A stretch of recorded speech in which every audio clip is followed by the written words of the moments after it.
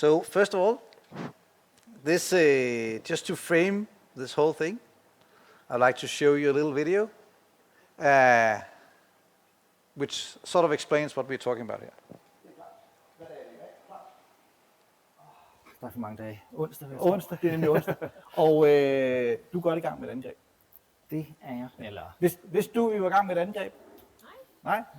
Der er ingen, der ved det. Det er hemmeligt. Nej, det er meget få. Hvis du er sikkerhedsansvarlig i en virksomhed, så bliver du sikkert passet op af folk, som også er i Motus, som gerne vil sælge dig alle mulige fantastiske sikkerhedsservices. Og de sikkerhedsservices tænker du måske om, at det er sådan lidt black box-agtigt. Altså, hvad gør de egentlig? Det har vi i Motus valgt at prøve at finde ud af. Og det gør vi ved at foretage et angreb på en af vores kunder, nemlig Horten. Og det ved Horten godt.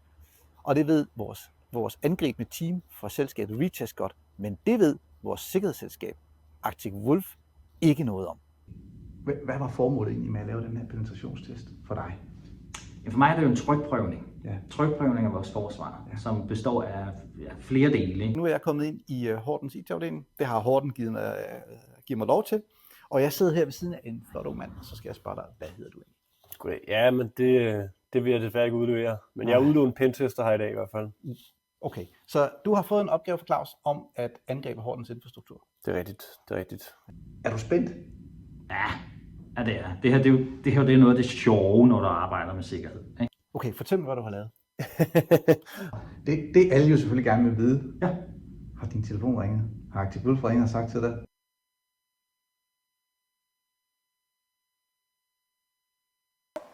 And who's been thinking every morning when you got up? Did they call? We're going to find out today. I'm not going to say it yet.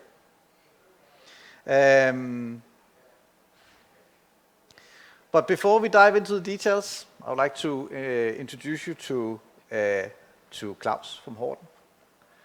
Claus, first of all, thank you for coming here today, and thank you for volunteering to this experiment. That's been quite interesting. And Claus, I would like you to introduce yourself, and then after that, explain a little about how you see security, IT security, in your domain. And when we've gone through that, we will start working a bit more with the specifics, right? Well, fairly simple. I'm a security leader in a full-service lawyer firm, Horten. How does that work? Yeah. And well, most of you know what that's implicate of tasks. So let's just get on with it. Lars asked me why I did this, and it's fairly simple. I want to know what gets wrong when I get into the arena. So yeah, as Mike Tyson say, you might have a plan, but does it work? Does my endpoint match the opponents? I really want to know that. And does all of my management plans work? How does the battlefield evolve when I see someone attack us? And you might have seen this scene from Aliens that took this. It's an old movie. I presume a lot of you know it. When the Marines have the first attacks with the aliens, and they really just get slaughtered. And it's a really important point for me to have the management knowing what's going on in an attack. So I could talk people, procedures, technology. I will not do that exactly. I would like to zoom further out when I talk about my strategy, because why have I chosen these two pictures for my initial answer to why I'm doing it as I'm doing it?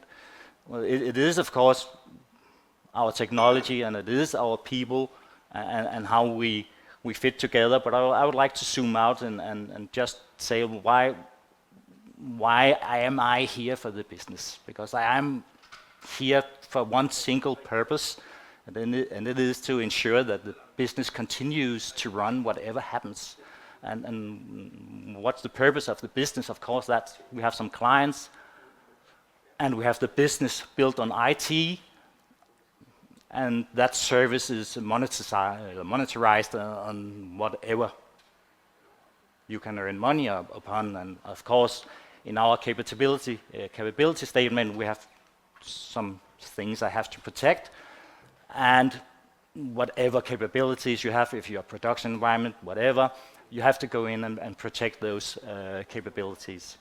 And so that's my strategy from where you have. So if I zoom a bit more out, remove the clients, remove the money, because I don't really care about those.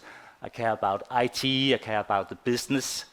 So, and here again, we have people, technology assets, people, process, technology, as the central point where I bind the business and the IT together. And of course, when we talk about those things, we have two very different glasses on assets or services or whatever we call them. From an IT perspective, we have the asset management. From the business perspective, we have, well, in the security world, we have business impact analysis, and we have very different views on what an asset is from IT and from the business part. And I, of course, have to know both of those views and explain to the business why this is from the business side, a critical asset, and from the IT supporter side, it's just another asset. So have that in mind all the time, that you have to go 360 degrees around the business and have a central view. And most of you know the term CMDB as the core function in well, from my perspective, of the business to correlate all the security thinking. So I'll just zoom in a bit and go into the security framework IT, and here I've zoomed directly into, there's of course a lot of other stuff going on, but I've zoomed into the SOC function and what's keeping and what's feeding that SOC function. That's our threat intelligence. I really want to get the best out of my threat intelligence, and some of my outputs, of course, there are two, for me, really important outputs. That's the direct output, of course, is detection and response, as you have heard 1,000 times before. If there's some threat intelligence that's really nasty, you want to detect it and you want to respond upon it. But you also want a lot more from your threat intelligence. You want to know more about the threats, the vulnerabilities, and your management of those data. So it's not just detection and response, it's much more. So knowledge about your vulnerabilities, can you do things more, enrich those information even more? And in the detection and response functionality, well, you have to know it's not just detection and response. How do you detect it? How do you correlate all those data? How do you run actions on those correlated data? And from the business part, a lot of governance functions in the business.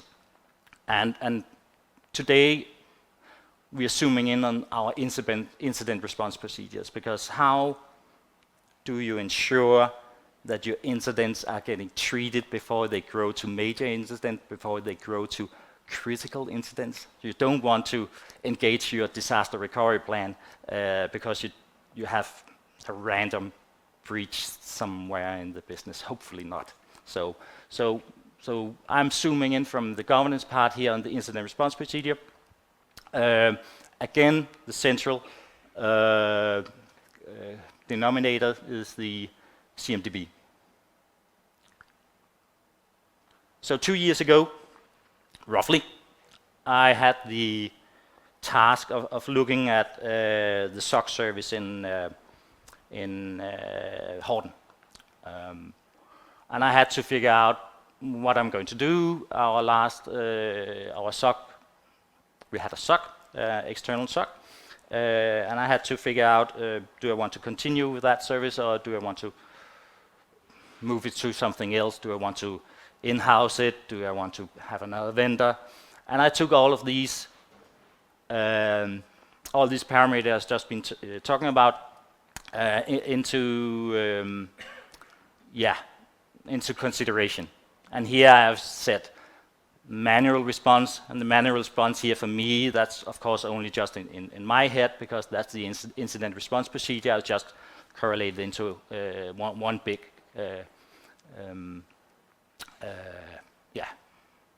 function. So yeah, and not surprisingly, as we are here today, I chose Arctic Wolf.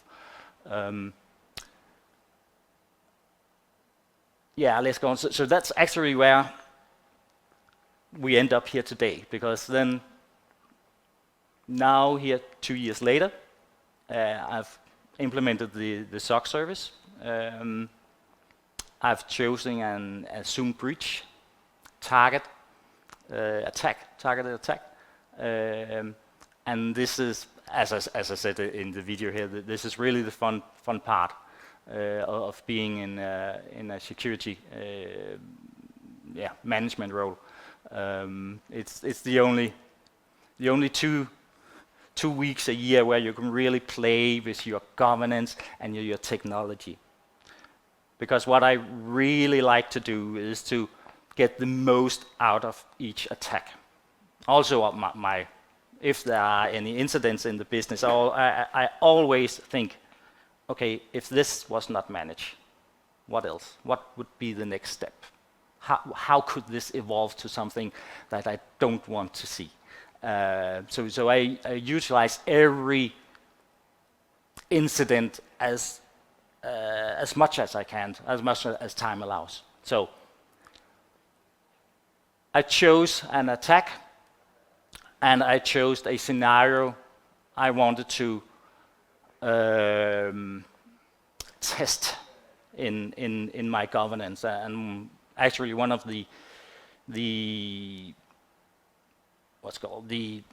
on the governance side, I chose not to.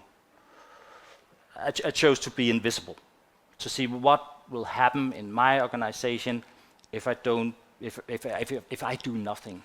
For instance, if I had not been there, or if I've been on vacation and didn't take the phone, what would happen? What would my supporters do? What would my other colleagues do?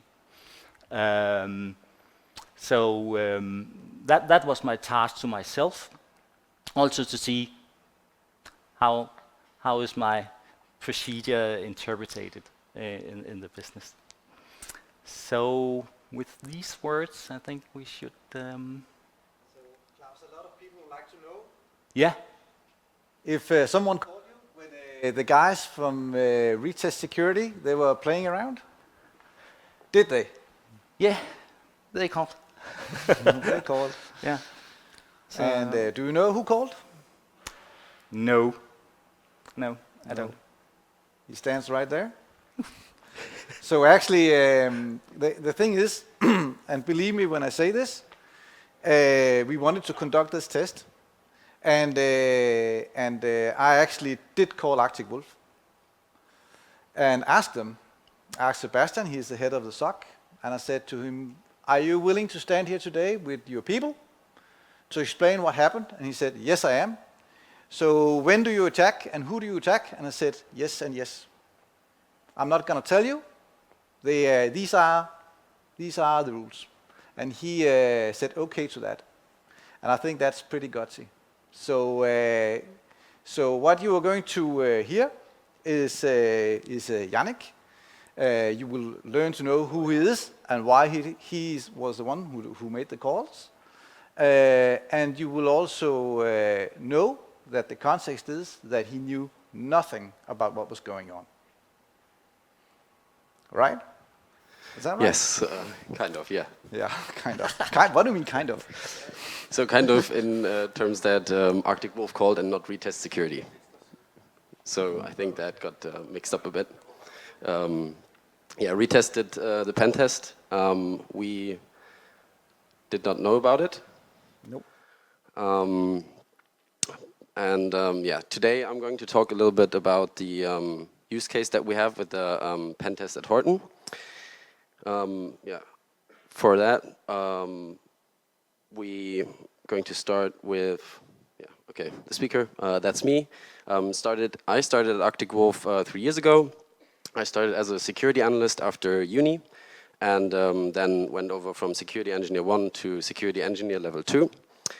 Daily business for me mainly is working in the SOC and triaging incidents, saying business email compromise. As Paul already said, there's a very well-known attack technique for initial compromise.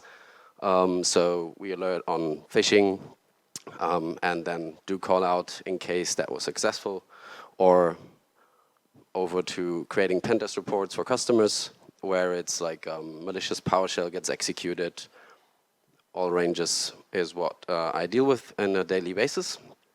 And then, yeah, let's go over to a little bit of the content breakdown, what I'm going to talk about today. So at first, I will introduce a little bit the SOC, short rundown of what we do, how it's structured, where I sit there, and what can be expected of us. And then we're going over to principles of the SOC, which is like logging, checking, and reacting in like a baseline, and give you a few examples, what helps us to do our job well, and then we'll go over to a high-level overview of the pen test timeline. So the timeline was over a few days, which we initially did not know about, but this gives you kind of an example how this can be viewed. And then, yeah, we'll have 3 example alerts that I brought for you today, how my colleagues or I worked on these alerts, and yeah, a little bit in depth how we did it. And yeah, with that, we start with the SOC level structure at Arctic Wolf.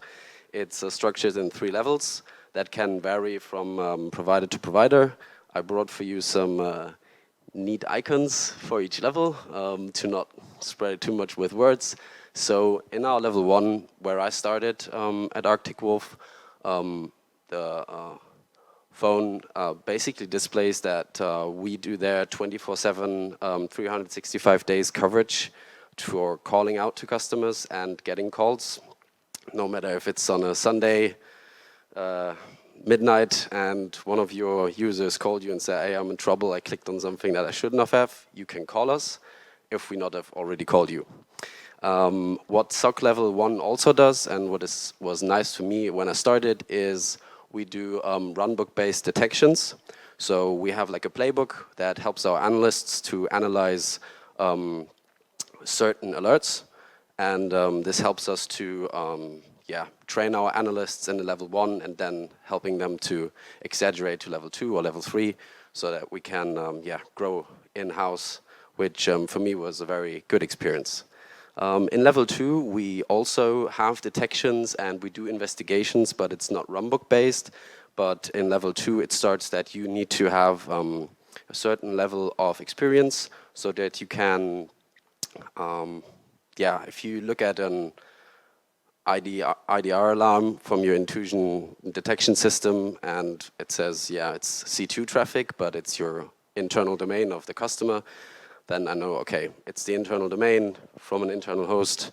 I will ask them, maybe alert them with a low priority, and then we can talk to the IT sysadmin team and say, hey, this is expected traffic.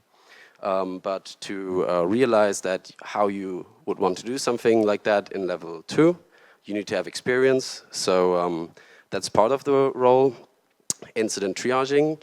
Other part is creating pen test reports, like I did for Claus and his team. And in level 3, this bad-looking icon basically stands for true positive investigations. So when we do in level 2 detect an adversary in the network or a potential adversary. Level 3 helps us and jumps in and works together with us and the customer to get the adversary either out or contain the problem on the endpoint if possible, and then help the customer with the investigation.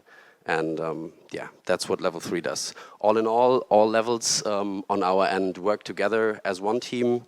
We do regular exchange on ideas, tips and tricks how to investigate things, which for me as a level 2 is very insightful. And that's basically how we work in our SOC. So this is the slide about logging, checking, and reacting. So on the left-hand side, I'm not a professional consultant, so I hope it's understandable. On the right, you see that we have our kind of backend database, and we have 3 different log sources I brought for you today. One is the ArcticWolf agent. One is our sensor that we deploy for customers like Horten, and then it was a third log source, in this case the Defender EDR.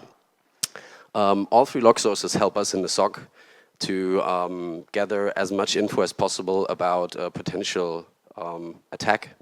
So what log sources do help us with that? The agent from our end on a Windows host, in this case, for example, we can check the PowerShell operational logs, sysmon operational logs. For that, you need to install sysmon, obviously, but this is sysinternal tool, so that helps.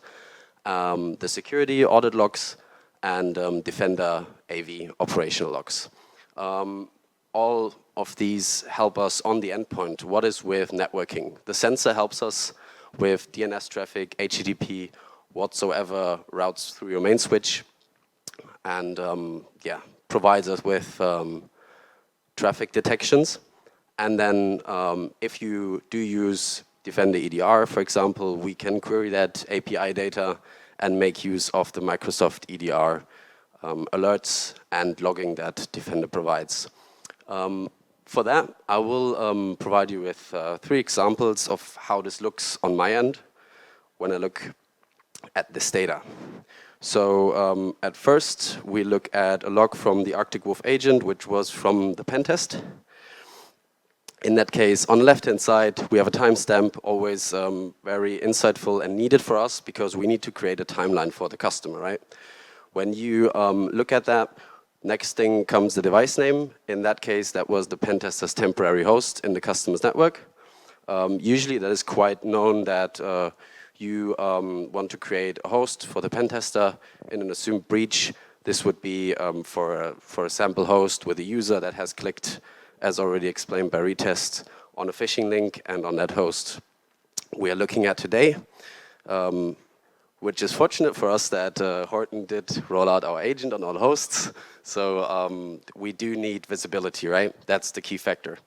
In this case, we had visibility. We have an event description which shows us, okay, there is a PowerShell toolkit, which is called PowerUp SQL. And what was the data set we got this from? I think there rings a bell. That's the operational PowerShell log. So that helped us to detect malicious code. And on the right-hand side, you see the event code from the PowerShell log and part of the message that was in there. So this is how we then see, for example, an endpoint log. Next thing that also helped us in the pen test was the sensor. Here we have a traffic log. We saw it from a Windows server, and we saw it that there was a GET request to a GitHub user content from the secure this shit master repository. This repository will come into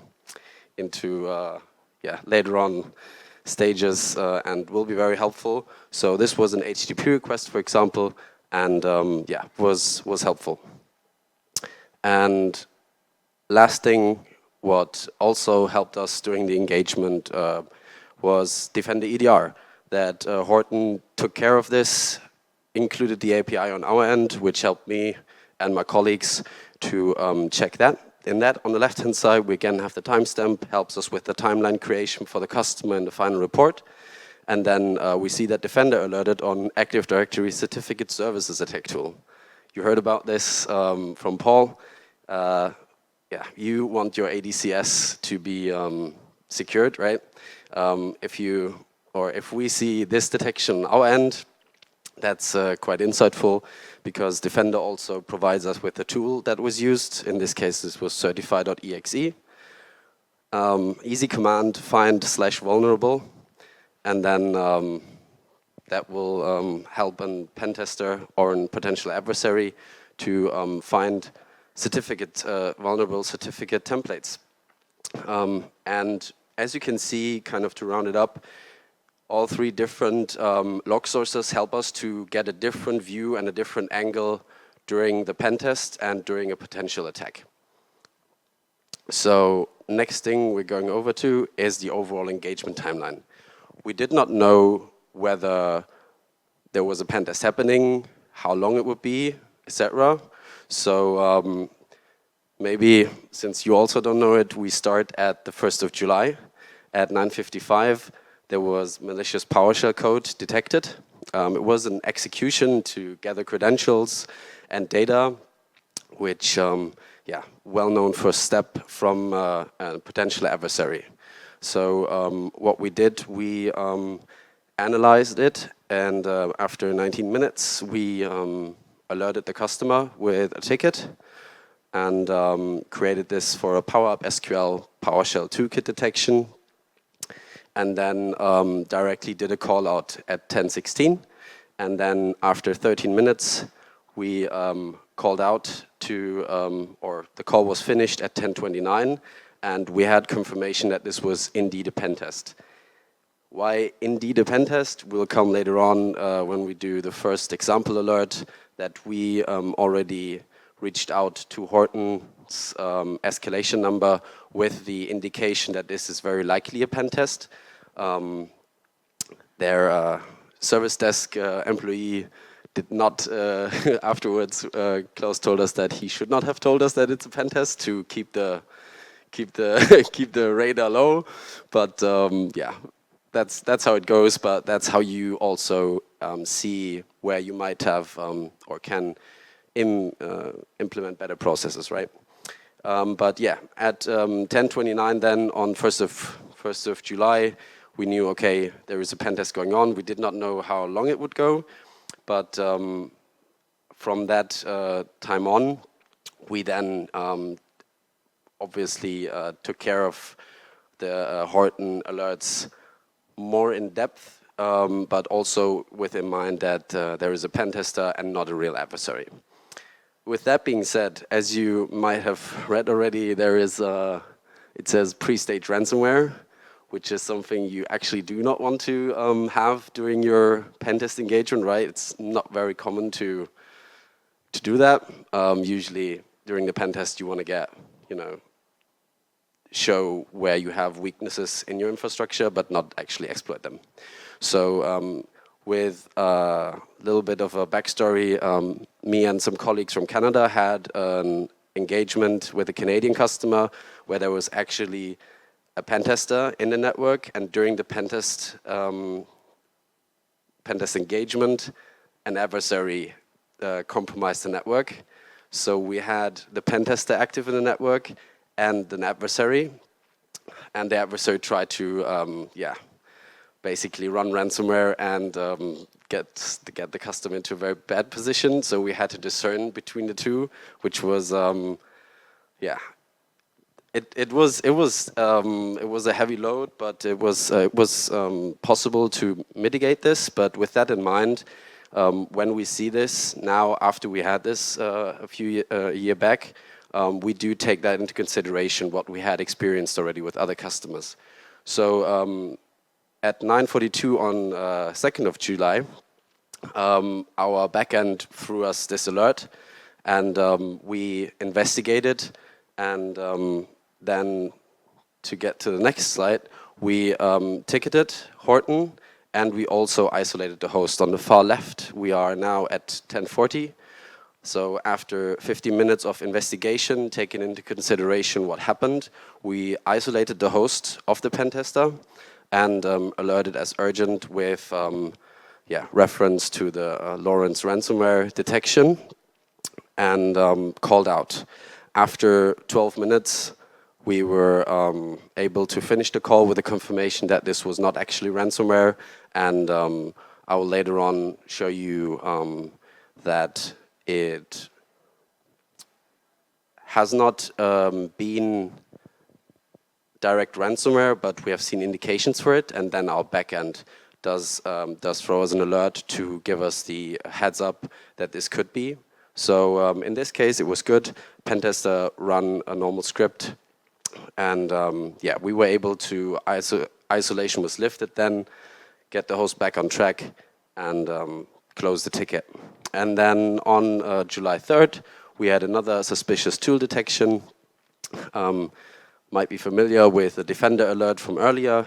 There we had a suspicious LDAP query from Certify, which is a C# tool. While on the boards, the analyst did some research and was able to find the ghost pack GitHub repo for Certify. And then what we usually do is when we then create the ticket and call out, we do try to put in that information to help the Horten team in this case and tell them, hey, yeah, we've seen this tool being active, very likely again related to pen testing activity. Certify helps to find vulnerable certificates in ADCS or vulnerable templates. Prompt response from Horten, which was really great. So we did not even need to call out because it was that quick on the ticket. So and with that, we will can conclude that usually pen tests take, so depends on the engagement, but in this case it was over several days. We did work with Horten after we've initially detected the pen test. What we do is we send out a questionnaire and say, hey, would you like to work with us? Do you tell us when the engagement will stop? This helps us to to scope it for you and on our end. Claus and his team did so after we've initially detected it on the first day of the engagement, which probably is a good thing that we did so. He told us that it will go over 4 days, and then we did so. After this is the finish line of the timeline, and let's go into the first example alert. This is again a timeline. As you can see, it starts on the 1st of July. This is for one of the alerts that we send out. In this case, it started at 8:50 that we did see a hands-on keyboard logon in Active Directory from the STC user.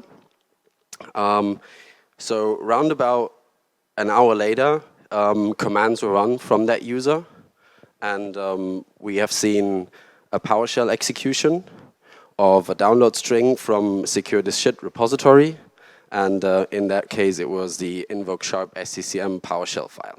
1 minute later, our detection threw an alert on our board, and we started to investigate this, and it was for multiple files. I would just want to point out 2 of them. They're kind of interesting because they helped us to do some research.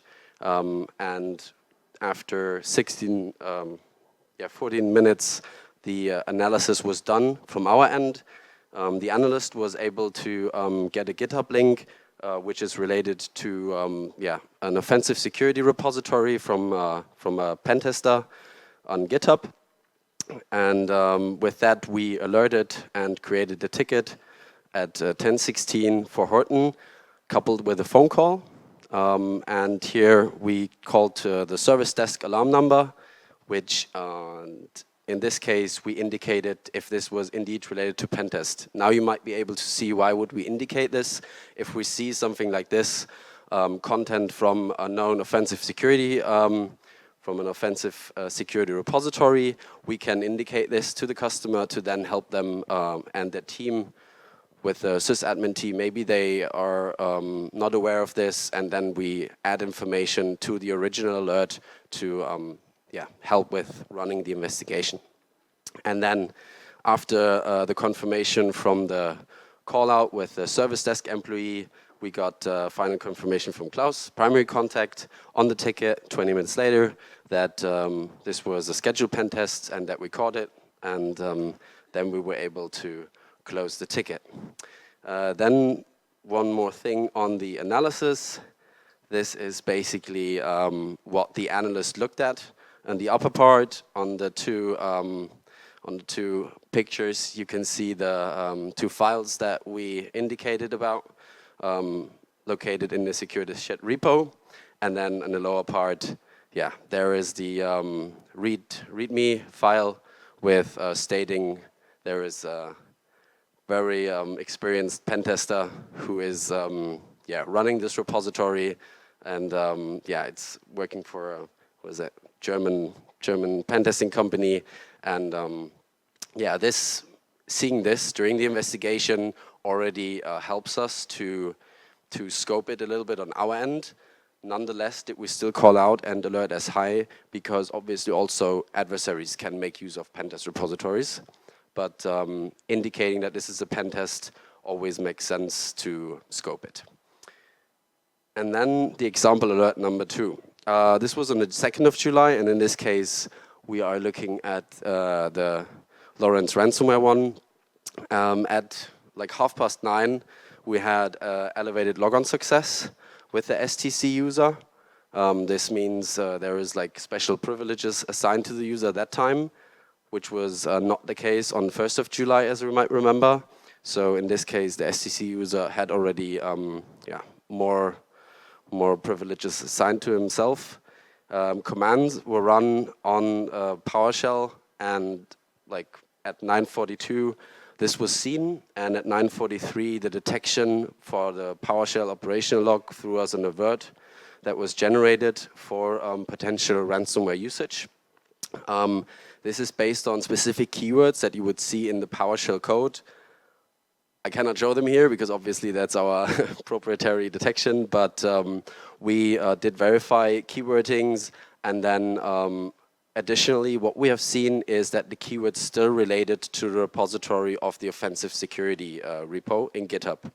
Nevertheless, did we not assume that this might still be the pen tester because of, as I explained to you, engagement a year ago with a Canadian customer where we would have an adversary in the network. So there is, every time we need to take other things into consideration. This time we alert the customer, raise the phone call, and then a minute after that, at 10:41, we contained the host. We did so as to contain the threat before it can spread, so there is no inbound or outbound traffic from that endpoint anymore. And we couple such a containment always with a call out to then provide this info to the customer. And then also a call out helps to get your IT team quickly onto the ticket. Obviously there's daily IT operations, right? Your sysadmins do all kinds of stuff. Call out helps always. 10 out of 10 times it's appreciated, or 9 out of 10 times that it's Sunday and 2 a.m. But yeah, this case, the containment was lifted at like 11 minutes later because we got hold of someone on the escalation path. They confirmed with the pen testing team that this is correct. We found the repository under the analysis and it is indeed not ransomware, so we could lift containment after the phone call and close the ticket. And then example alert number 3 in this case, on the 3rd of July, I took here a service installation. So we had an old domain admin account from Horten, which you have heard from the previous talk from Paul. Domain admin is the crown jewel, right? You want this to always be protected. If that is active during your pen test engagement, we already know. Okay.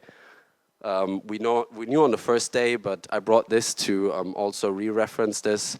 Domain admin account during the pen test engagement means there is a lot of insights from the pen test for the customer to work on, because that's something you do not want to have during your pen test engagement.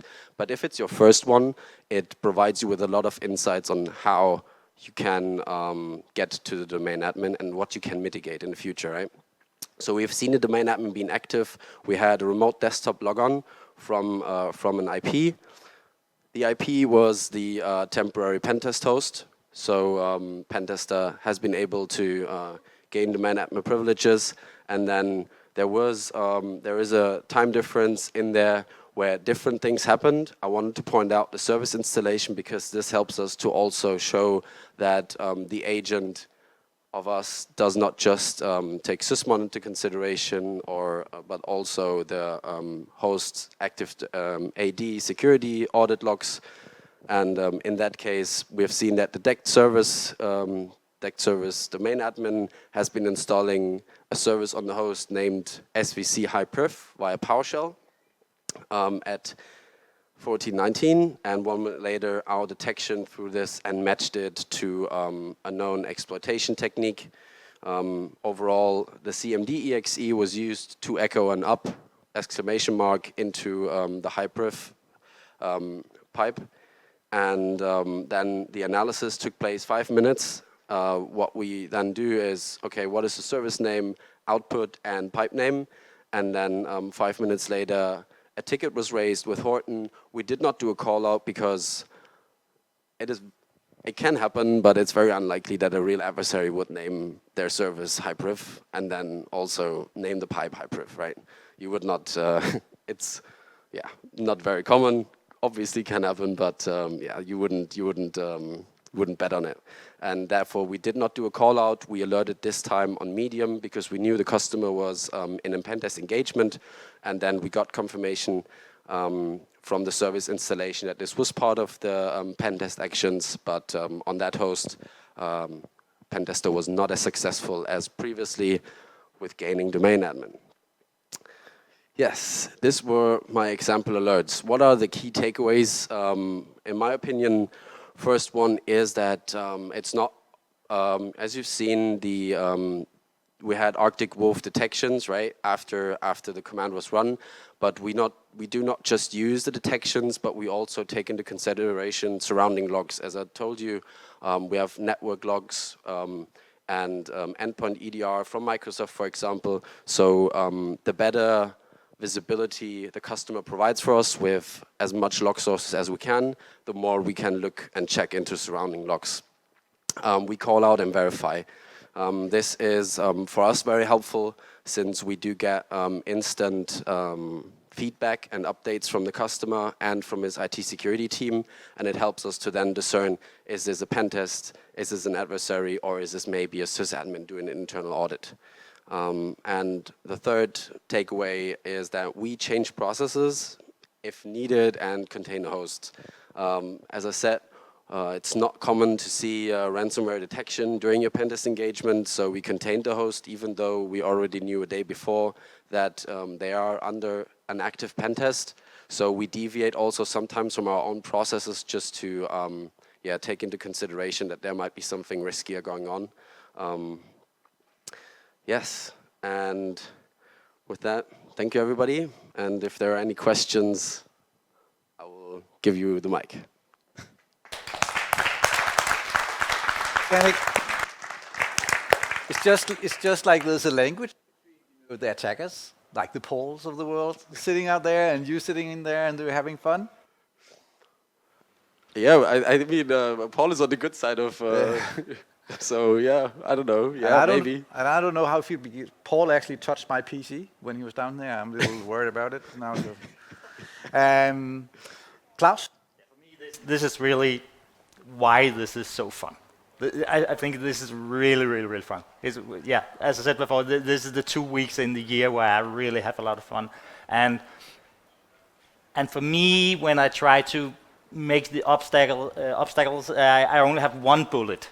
So, and when you discover it, my bullet is gone. Then you see, okay, now I'm managing the attack.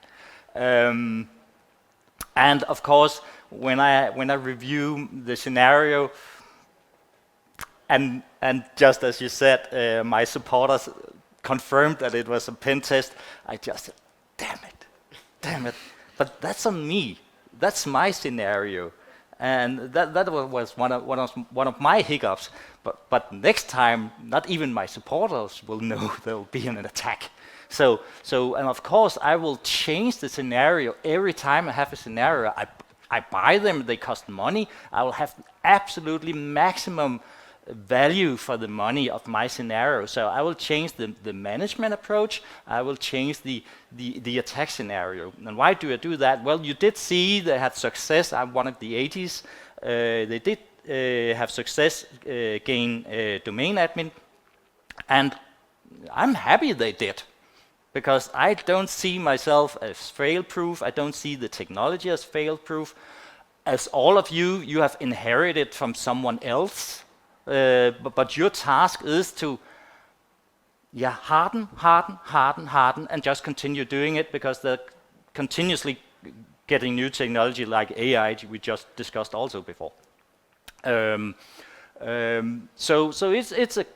it's never-ending journey, and it's never-ending fun. Let's have fun these 2 weeks a year. And the sum up of these penetration testing, well, yeah, of course, these two things, but you learn so much when you have finished an attack. You really do. Not only from the individual attacks, where you can see, oh, why didn't I have that security function enabled, but also from the process. Now, as I said before, I took myself out of the equation as good as I could, because Arctic Wolf kept calling. My supporters kept asking me, should I do something, should I do something? I said, no. But it ended up going fairly successful for my part, as I see it. I have a lot of improvement to do still. I have a lot of functions to still implement. But doing it in a strategic manner, systematic manner. You just keep on hardening your environment, and I really do love that. I really do love, implement a technical security framework, so you don't have to have everything in your head, but lean on the knowledge of the entire world that has built these technology security frameworks. Why not do it? They are often free on the internet. Hire a consultant if you are not familiar with them, but do it. Get 360 around your technology, and then measure your gaps, and start with hardening your lowest resilience. And don't forget the security governance. Don't. I think it's really underestimated in many companies, that how do you in reality, how do you in business as usual, day-to-day work, manage your risks, from the small incident risk to the major risk that can break your company? Do you have that governance in place? Do you manage the huge risk? Do you manage the small risks? Also when they get elevated, escalated. And do that escalation chain, is that working? Pick out some of the people and ask them, if they get an escalated risk, what will you actually do? Because you are the leader of this area. You manage this data if you're a business owner. Then it's your business. Then it's not the IT department. The IT department will try to support you as good as they can with the information they're being given, with the tasks they're being given, but they cannot manage your data. It's you as the business owner that manages those data, thereby also you being the risk owner of that data. Then, again, go back to the business impact assessment. That's on the business part. The technical framework, that's on the IT part. Let's meet in the middle. So write down your governance, have a technical, systematic method to go 360 around your security measures and test them. Why not? It's so fun. So yeah, I know it costs money, but I really recommend it. So yeah, any other? Thank you, Claus. My pleasure. We just got time for one question and then it's break time. Yeah. Me again. Yeah, you again. Thank you. Well, it's not for Claus because Claus did very well, and the other presentation from Arctic Wolf also really great, interesting insight. Nice watching both sides of it. I like it.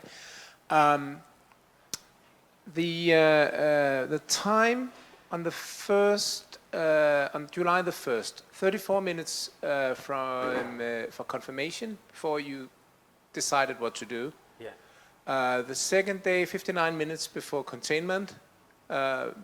Very nice. And the third day, 11 minutes for confirmation. What I'm wondering is that fast enough? We know that the time from breach to breakout and lateral is getting shorter almost exponentially by now. So is that fast enough? So when... That's a good question.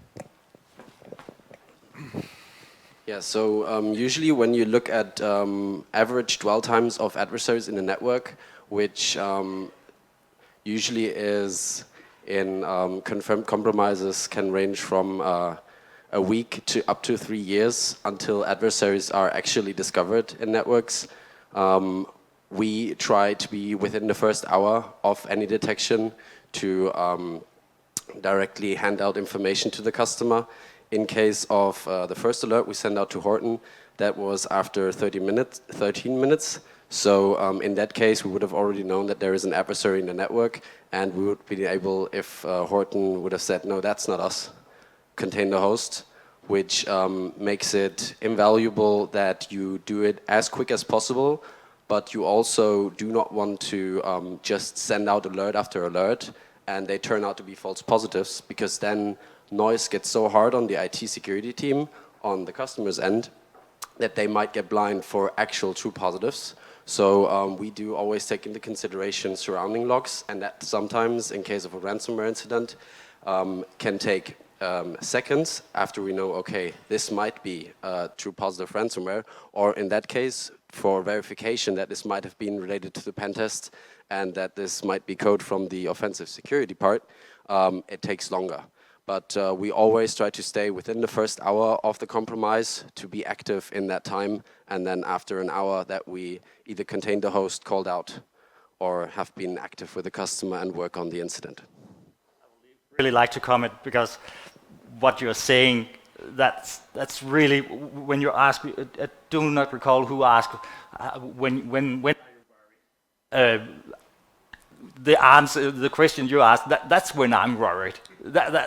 Exactly that scenario I'm thinking about, and that's exactly those time scopes I was looking at when I reviewed all these, when I reviewed this attack scenario, and just to give a quick feedback, exactly those time measures. That's something I have been changing in my incident response procedures in-house, because of course I'm reviewing how can I make most obstacles from an attacker.